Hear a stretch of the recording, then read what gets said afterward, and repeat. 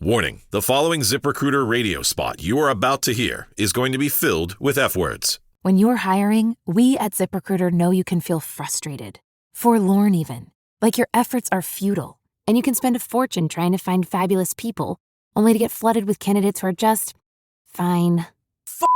Fortunately, ZipRecruiter figured out how to fix all that. And right now, you can try ZipRecruiter for free at ZipRecruiter.com/zip. With ZipRecruiter, you can forget your frustrations because we find the right people for your roles fast, which is our absolute favorite F word. In fact, 4 out of 5 employers who post on ZipRecruiter get a quality candidate within the first day. Fantastic! So, whether you need to hire 4, 40, or 400 people, get ready to meet first-rate talent. Just go to ZipRecruiter.com/zip to try ZipRecruiter for free. Don't forget, that's ZipRecruiter.com/zip. Finally, that's ZipRecruiter.com/zip. This is an ad by Regain Couples Therapy. Let's be honest, loving your partner doesn't mean you always like them, and guess what? That's normal. Regain offers couples therapy that's flexible, affordable, and 100% online. Whether you're reconnecting or working through conflict, Regain is here to support you both. See why people wish they'd try couples therapy sooner.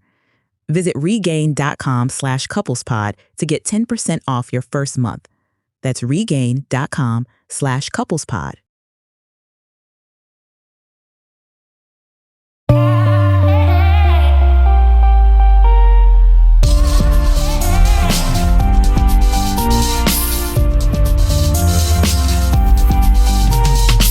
You're listening to Make It, the indie film podcast. Welcome to the Deep Dive, where we unpack the incredible journeys that shape our world. Today, we're taking you behind the scenes of Hollywood, following a truly surprising path. Yeah, it really is. From a childhood rap group in, middle Georgia. Right, all the way to managing A-list talent and executive producing films. It's quite the story. It's a fascinating narrative, and it reveals so much about how, personal values and a very intentional approach can forge real professional success. Exactly. So today we're diving deep into the insights of Vanzil Burke. He's the CEO of the Burke management firm. And they're known for this really unique crockpot philosophy, which is pretty interesting in an industry that's, let's face it, often obsessed with instant results, the microwave approach. Definitely. And all of our insights today, they're drawn directly from a really candid interview where Vanzil shared his personal history, his core professional principles. And some truly unexpected takes on navigating the entertainment world. It's quite something. So get ready to discover the story of a true industry fixer. Let's dive in. Let's begin, right at the start of Vanzil's journey. And like we hinted, it's maybe not what you'd expect from a future Hollywood power player. No, not at all. Our story kicks off in middle Georgia. There's this childhood rap group called the Funky Fresh Crew. The Funky Fresh Crew. Love it. Vanzil was in it with his middle brother, Vance. He was the lead rapper. And their oldest brother, Victor, who actually stepped into the role of manager. Even back then. Wow. So the management bug bit early in the family. Seems like it. And what's remarkable here is how early they all got a taste of the industry's, magic and mechanics. Yeah. How so? Well, they even had a song on local radio. And they performed at high school proms. No way. Yeah. And get this, to make them feel like real stars, Victor, their brother, the young manager, arranged for them to be driven around in a funeral home's limousine. A funeral home's limo, that's resourceful. Resourcefulness right there. Shows that early hustle. And Vanzil, he had his own spotlight moment too, right? Oh, yeah. At just 13, but he was playing younger, like 10 or 11. Yeah. He was the quote-unquote show stealer. He'd walk out, mic in hand, little Jerry curl going on. Classic. And just completely captivate the audience. He actually still remembers his only rap verse. To tell. Okay, brace yourself. It's pure 13-year-old gold. I'm the little guy that didn't rap last time, so don't get surprised if our bustle rhyme or don't like boys. It is like that. And I'll slap him in the face and deaden him to snap back. I said, I'm only 11. I used to be 7. When I die, I'm going to keep on rocking until I go to heaven. So don't get upset or even mad. Maybe a little bit I have no bad. That is amazing. Addendum to snap back. He knew how to grab attention even then. Absolutely. Proof was right there. Now, that early experience, it was pretty brief, really. After that, what happened to the Funky Fresh Crew? Well, the group eventually disbanded. His middle brother, Vance, he started focusing more on his athletic career. Ah, okay. And Victor, the manager brother, he headed off to college at Albany State University. Gotcha. But the connection remained. Oh, yeah. The bonds they formed definitely endured. They all remain good friends to this day. So you might assume that little taste of entertainment would steer Vanzil directly into the industry, maybe follow Victor's path. You'd think so, right? But his path took a really surprising detour. His initial plan at Florida A&M University, FAMU, was pre-med biology. Pre-med? Yeah. Seriously? From rap star to doctor? Yep. His goal was to become a cardiovascular surgeon. And the main driver, financial security. It's interesting how often those practical things guide our first choices, isn't it? Totally. Even when there's maybe a deeper passion pulling you somewhere else. And for Vanzil, that passion wasn't really in medicine, was it? No, not exactly. It was actually in joining Florida A&M's legendary Marching 100 band. He played the trumpet. Oh, the Marching 100, that's huge, especially at HBCUs, like in the movie Drumline. Exactly like Drumline. The band is this massive cultural centerpiece. His commitment there, I think it really speaks to his, innate drive and love for performance, even if it wasn't rapping on a stage. Okay, so he's juggling pre-med and the Marching 100. That sounds intense. Insanely intense. Yeah. And this is where his journey takes another remarkable turn. A pivotal moment came. Yeah. When a professor basically told him, look, pre-med and the marching band, they're fundamentally incompatible. You can't do both at the level required. The classic crossroads moment. Precisely. So this led Vanzil to pivot. He switched majors to computer science. Computer science? Why CS? Again, it came down to financial security. It was based on his father's practical advice, which was basically take your degree anywhere. Yeah. Something portable, stable. Makes sense from a practical standpoint. Yeah. And he did well. Right. Worked in computer science after graduating, made good money. But yeah, he found himself deeply unfulfilled. Just wasn't scratching that creative or maybe fixer itch. That feeling, it often comes before a big change, doesn't it? Absolutely. And for Vanzil, the catalyst was, unfortunately, a personal tragedy. He lost his father in 1999. Oh, that's tough. Really tough. And in the wake of that, he started kind of channeling his energy differently. He began managing his niece, Valeria. She was only 5 at the time. 5 years old. Yeah, he thought she was incredibly talented. And his mother also got involved. Now, she was a former English and drama teacher who had actually written in her own high school yearbook about wanting to be a Hollywood actress. No kidding. It was always there. Right. So it was while managing his niece and mother that the universe, or whatever you want to call it, really gave him a nudge. A big one. Okay, what happened? They were at an IMTA competition in New York. That's the International Model and Talent Association. Right. I know IMTA. Big talent showcase. Exactly. And some LA agents there told his niece and mother flat out, you guys need to be in Hollywood. Whoa. Direct feedback. Super direct. Yeah. And Vanzil, who apparently had been praying for some kind of clear sign about his path, took this as the sign immediately. Yeah. He quit his well-paying computer science job in Atlanta. Just like that. Just like that. Packed up and moved to LA. Didn't know anyone there. Really had no concrete plan. That takes some serious guts. A real leap of faith. Absolutely. And his very first clients, his mom and his niece. Full circle. Did they get work? They did. Mostly background stuff at first. His niece was actually in a John Legend music video. Cool. Yeah. So the Burke management firm was officially founded in 2007, and they signed their first actual celebrity client in 2009. What a start. Incredible story. And that commitment, that leap, seems to feed right into the firm's philosophy now. It really does. That commitment to building something solid is clear in the Burke management firm's core values. Which are? Integrity, honesty, trustworthiness. Vanzil deliberately built the company slowly, like a crock pot, he calls it, rather than a microwave. The crock pot approach, I like that. What does it mean in practice? It means ensuring depth and quality, not rushing growth. He actually resisted learning management from, existing books or even shadowing other managers. Really? He preferred to develop his own right way, based on those core values. Build it from the ground up, his way. That crock pot analogy is pretty powerful. What's a typical microwave mistake you see managers make that this approach avoids? Oh, lots. Many new managers rush to sign as many clients as possible, right? Focus on quantity, maybe cut corners. Yeah, get that roster big fast. Exactly. Or they try to skip foundational steps. Vanzil's approach, the crock pot, emphasizes really understanding each client's unique path and providing like tailored support. So it's quality over quantity. Definitely. And that leads to his advice for creative. He says, don't seek a manager right at the very beginning. Interesting. Why not? Because, as he puts it, and this is key, a manager needs something to manage. Makes perfect sense. You need some heat before you call the chef. Precisely. So for aspiring actors, writers, directors out there, what's the actionable takeaway? When do you look for that representation? Good question. Vanzil suggests focusing first on building your experience. Get a reel together. Build that resume. How? Where do you start? Independent projects are great. Student films. Also get familiar with platforms like Actors Access.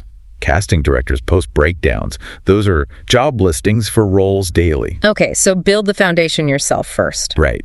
Then he actually recommends maybe starting with smaller boutique agencies first. Get some experience navigating the agent relationship. You're in the ropes. Yeah. Then maybe move to bigger agents. And finally, seek a manager only when there's a clear career trajectory already taking shape, when there's something substantial to manage. Got it. It's about having a product, basically, before you look for the sales team. Well put. And what's really distinctive about Burke Management is how they operate differently from agents. How so? Agents submit you for roles, right? Right. Agents primarily handle submissions through those breakdowns we mentioned. Burke Management, though, takes much more hands-on approach. Okay. They actively create new opportunities. They produce projects themselves, often casting their own clients, naturally. So they're generating work, too. Yes. And they even travel with clients for major commitments, like really involved. Can you give an example of that hands-on style? Sure. He mentioned that on extended shoots, say for a lead actor in a series or film, a team member from his firm will physically be on set. Wow. Doing what? Handling all the logistics, hair, makeup coordination, food, scheduling issues, dealing with the production, everything except the acting. So the actor can just act. Exactly. Allows the actor to focus purely on their craft. And they can do this because of their structure. They have a team, maybe 7 or 8 people, supporting around 30 clients total. That allows for really in-depth, comprehensive support. Which is probably impossible if you're one manager juggling, say, 50 clients. Oh, absolutely. Vanzil thinks even more than 5 or 10 clients for a single manager makes that level of care difficult. It's why people sometimes call them old-style Hollywood managers. That makes sense. A throwback to a more personal approach. Totally. And when it comes to selecting talent, it's clearly not just about who has the most heat or star power for them. So what qualities do they prioritize? What gets you through the door at Burke Management? Okay, first, they need to genuinely believe in the talent's abilities themselves. That's baseline. Sure. Then, ease to work with. Chemistry is apparently paramount. They need to click. And third, a strong drive from the talent themselves. They need to be hungry. Exactly. Vanzil is clear. They won't kill a dream, as he puts it. Right. But they will say no if someone just isn't a good fit, or if their expectations seem totally unrealistic. Why say no then? To avoid frustration, he says. For both the manager and the talent down the line, better to be honest up front. Makes sense. And their vetting process, it sounds pretty thorough. It is. It involves his VP, Tanisha Cameron, and also his brother, Victor, the original manager from the Funky Fresh Crew days. No way. Victor's still involved. Yep. Apparently, Victor knows Vanzil so well he can gauge compatibility, like personality fit. That's fantastic. So what are the key questions they ask potentials? 2 main ones. Are you manageable? Important. And do you need management? Going back to that idea of having something to manage. Right. Are you actually at that stage yet? Exactly. And it's interesting, he mentioned they don't really encounter those super strange writers. You know, like the bowl of only green M&Ms type requests. Yeah, exactly. Yeah. He says it's because they represent clients who genuinely need their specific hands-on management style and trust their judgment. They're not signing divas just for the commission. Seems not. In fact, he said they often provide more protection, like adding security details, than the clients even realize they need at the time. They're looking out for them proactively. Very comprehensive. Okay, let's shift focus a bit now towards production. Vanzil Burke isn't just managing, he's producing films. That's right. And he has a very, very clear core investment philosophy when it comes to film. Which is? Simple, but powerful. Nothing is more important than the story. Story is king. Absolutely. He consistently prioritizes the story above everything else above the cast, even above the filmmaker sometimes. Interesting. Why? He emphasizes that while talent, tells the story itself is the unique element. It's the ultimate star. That's a strong stance. Does it ever cause conflict? Oh, yeah. His commitment to the story is so unwavering that, well, he's had to make some incredibly tough decisions. Like what? He's actually fired some of his own clients from productions he was involved in. Fired his own management clients from his film? Yep. 2 or 3 times, he said. Because their actions, whatever they were jeopardizing the story or causing really costly delays. How costly? He threw out a figure like $37,000 per day, kind of costly. Whoa. Okay, that's serious money. Right. But what's truly remarkable is that these individuals, they still remain clients and friends. How is that even possible after being fired? They understood it was a business decision about protecting the project, protecting the story. It really speaks volumes about the trust he builds and his, integrity. Wow. That's a stark example of principled leadership. What's the biggest challenge, though, in maintaining that level of financial responsibility on set? Budgets can get crazy. Yeah, the biggest challenge is definitely balancing that creative vision with strict financial discipline. Costs can balloon so fast. Totally. Vanzil shared some powerful advice he got from his producing partner, Victoria Rowe. You might know her from The Young and the Restless. Oh, yeah, of course. Her advice was, always get the investor's money back. Always. Even if it means you, the producer, don't take a personal salary on that project. That's a serious commitment to the backer. Huge. Vanzil aims for at least 120% return for investors, or, at the absolute minimum, getting their original investment back. It just highlights their integrity in the financial side of things, managing those expectations. That's impressive. Let's talk about a specific project. A compelling case study in their production philosophy is the film Karen. Right. Vanzil executive produced Karen. And it had timing, that's for sure. How so? It was released during the pandemic, right at the absolute height of the whole Karen meme's prominence online. Oh, wow. Talk about tapping into the zeitgeist. Did it work? It did. It became the #1 independent film on Apple TV and iTunes at the time. Huge success for an indie. Definitely. And filming Karen actually brought this kind of poignant full circle moment for Vanzil personally. Oh, yeah. They shot it in an Atlanta suburb where he had actually lived years before. He recalled being on set almost in tears, showing his brother, Victor, around their old neighborhood. That must have been powerful, returning as a filmmaker. Yeah. But the production itself faced some pretty significant real-world challenges, all directly related to the film's theme. What do you mean? Well, they encountered what Vanzil literally called real Karens during the filming. Seriously, while filming Karen? Yep. Protests, people flying drones over the set trying to disrupt things. No way. People calling the police on them constantly. Oh, my God. And the irony. The police they were calling had already been hired by Burke management as security for the production. That is something else. Life imitating art, imitating life. You got it. Yeah. And beyond the set, the film also faced some social and cultural backlash, right? Yeah, I remember some controversy. Some individuals, particularly outside the Black community, questioned the title, accused it of, fanning flames or contributing to racial tension during a really sensitive time. How did Vanzil and the team navigate that kind of pushback? They basically overcame it by firmly sticking to their purpose. They emphasized that the film's message, the story they were telling, really transcended the provocative title. Focused on the substance. Exactly. And it's also a real testament to industry relationships that Taryn Manning, who starred in the film. Right, she played the title character. Yeah, she allowed them to use her name and star power without requiring an upfront payment. She believes in the project. Wow, that shows deep trust in the team and the material. Huge trust.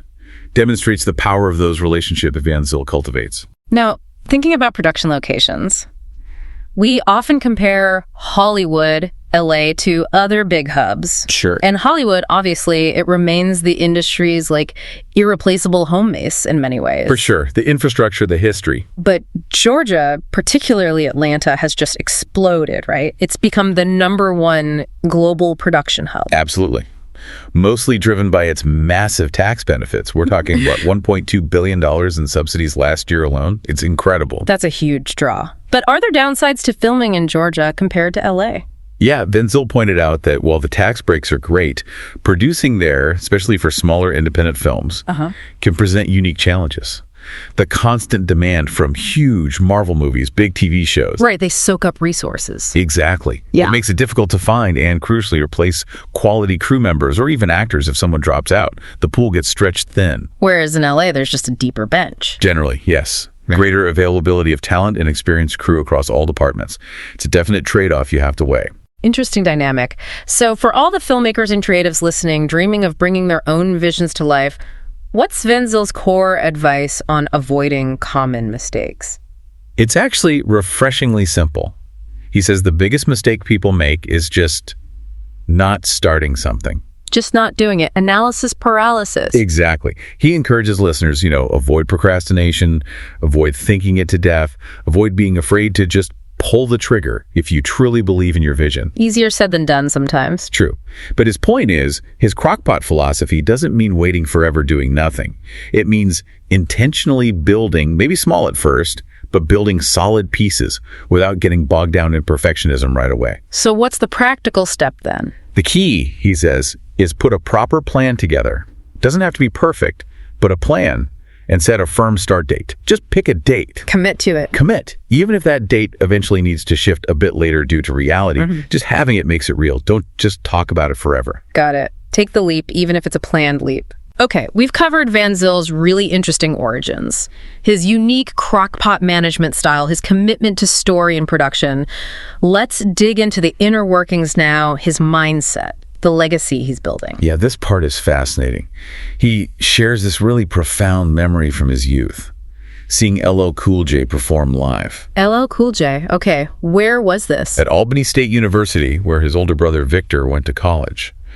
But what's really striking is what captivated Vanzil. Wasn't LL himself? Not primarily, no. Yeah. He was more fascinated by LL's manager. Really? Why'd his manager? He describes watching this manager calmly handling some kind of intense phone call backstage, dealing with logistics, some problem. That's the usual chaos. Right. And then the manager hangs up, turns to LL Cool J, totally calm, and just says, everything's perfect, and gives him a little wink. The fixer in action. Exactly. And Vanzil said that was the defining moment. That's when he knew he wanted to be a manager. He wanted to be that guy, the fixer who handles all the drama, all the mess, so the star can just shine. Wow. What an origin story for his career choice. It's a powerful insight, isn't it? Into those hidden roles that really make the whole machine work. Absolutely crucial. That image of the calm manager. How often do you think that hidden fixer role truly makes or breaks a public figure's career? Oh, constantly. The visible talent often thrives precisely because someone behind the scenes is meticulously handling the chaos, the deals, the fires. Yeah, it completely frees the talent up to focus on their art, their performance. Did Vanzil ever connect with LL about this later? He did. It came full circle. Years later, he actually met LL Cool J in Beverly Hills. No way. Yeah. He showed him a picture he had from that concert day back at Albany State. Did LL remember? LL remembered the moment. Vanzil said it was incredible. That's amazing. And it's because of that foundational experience, seeing the impact from the outside, that Vanzil always advises his own celebrity clients now. What's the advice? Always be kind to fans. Give them your full attention, even just for that one moment, that picture, that autograph. Because as he saw with himself, that brief interaction can be a genuinely life-changing memory for that fan. That's really thoughtful advice. Perspective. Definitely. Now, in an industry known for pressure, high stress, cultivating resilience, mental well-being, it's vital. For sure. What's Vanzil's approach to navigating the inevitable challenges and setbacks? His approach seems deeply rooted in his spirituality.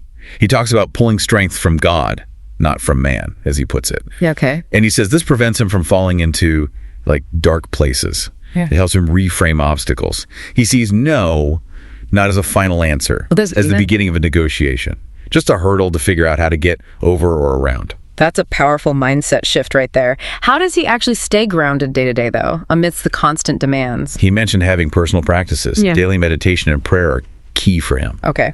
Was that always the case? Interestingly, no. It was influenced partly by his main investor, who happens to be a surgeon. Oh, how so? The investor noticed Vanzil seemed incredibly stressed during the intense Karen production, and maybe gently suggested some grounding techniques.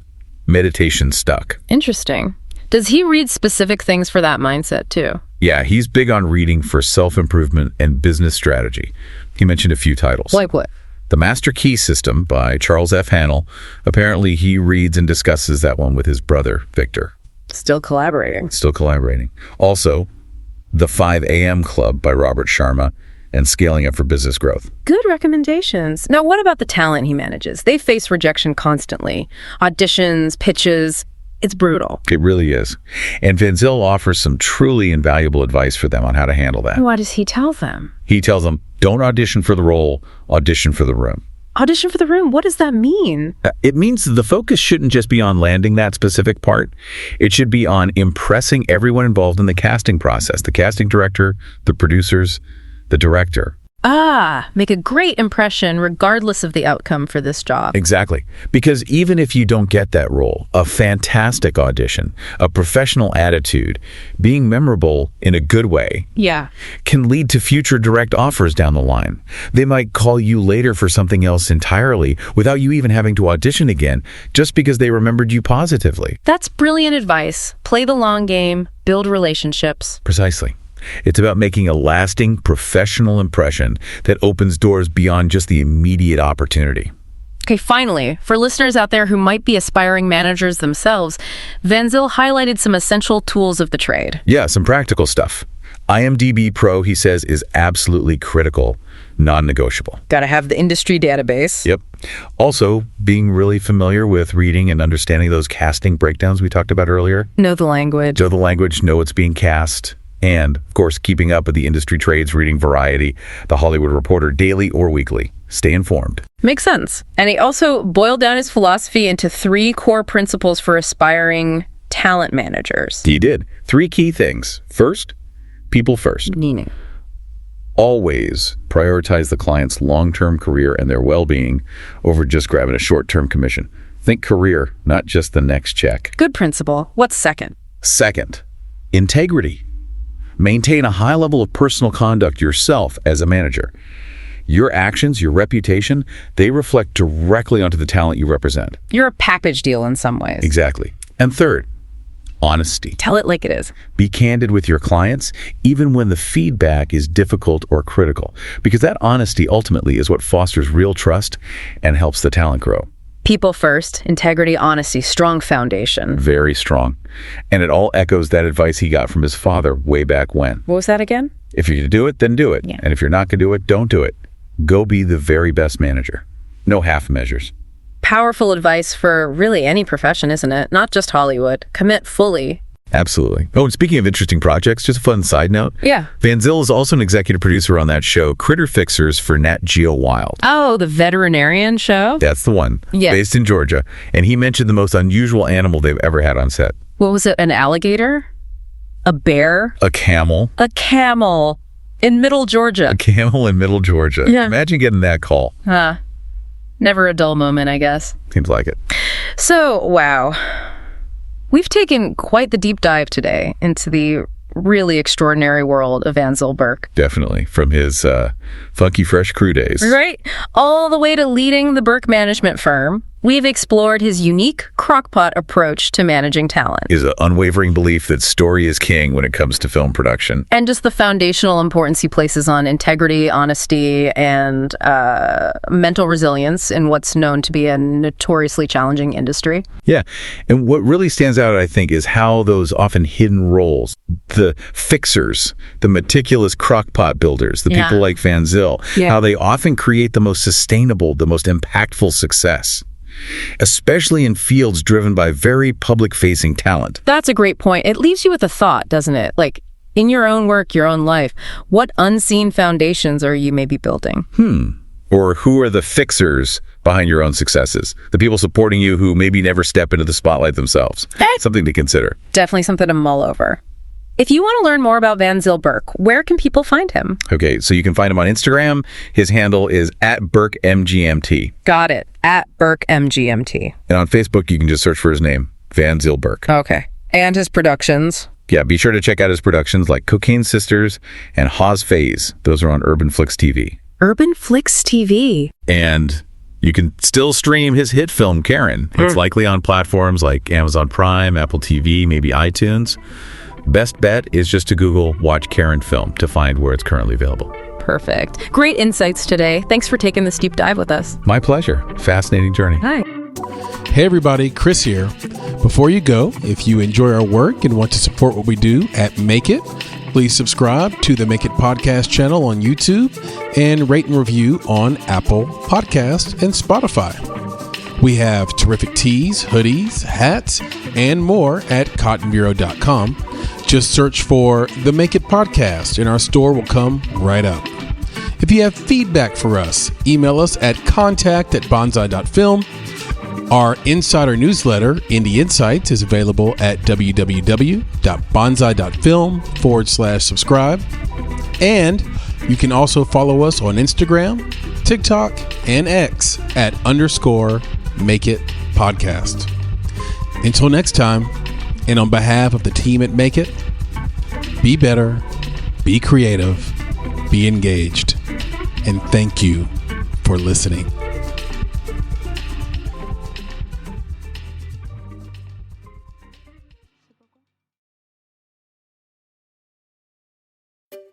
Finding great candidates to hire can be like, well, trying to find a needle in a haystack. Sure, you can post your job to some job board, but then all you can do is hope the right person comes along. Which is why you should try ZipRecruiter for free at ZipRecruiter.com/zip. ZipRecruiter doesn't depend on candidates finding you. It finds them for you. Its powerful technology identifies people with the right experience and actively invites them to apply to your job. You get qualified candidates fast. So while other companies might deliver a lot of hay, ZipRecruiter finds you what you're looking for. The needle in the haystack. See why 4 out of 5 employers who post a job on ZipRecruiter get a quality candidate within the first day. ZipRecruiter, the smartest way to hire. And right now, you can try ZipRecruiter for free. That's right, free at ZipRecruiter.com/zip. That's ZipRecruiter.com/zip. ZipRecruiter.com/zip. This is an ad by Regain Couples Therapy and features real testimonials. This was our first time trying therapy, and honestly, it was long overdue. Looking back, we just wish we had started sooner. Regain's qualified therapists help couples when they can't get there on their own. We thought it was intimacy issues, but Andrea helped us uncover a deeper root cause we hadn't even realized was there. Visit regain.com/couplespod to get 10% off your first month. Regain, powered by BetterHelp.